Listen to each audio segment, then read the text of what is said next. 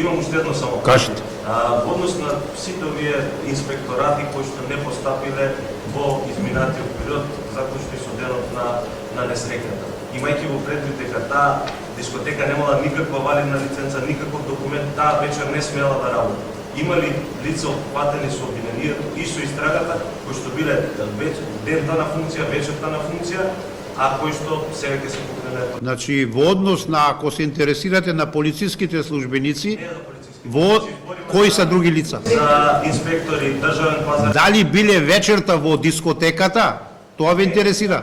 Не, дали има за нив обвинение затоа што не постапиле. За сите што ги ако добро внимававте што прочитав, по име и презиме не ги презентираме затоа што тоа не ни дозволува професионалноста. Во однос на останатото од содржината ценам дека свативте за кои лица и како е поднесено обвинение. Значи има и од Пазарен, и од УЈП, и од... Така, само за дел са запрени во стапките, за дел се уште стојат.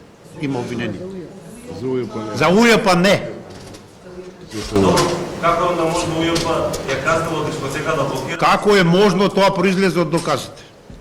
Од доказите што ги обезведивме, произлезе ова и затоа само против овие лица е поднесено обвинение.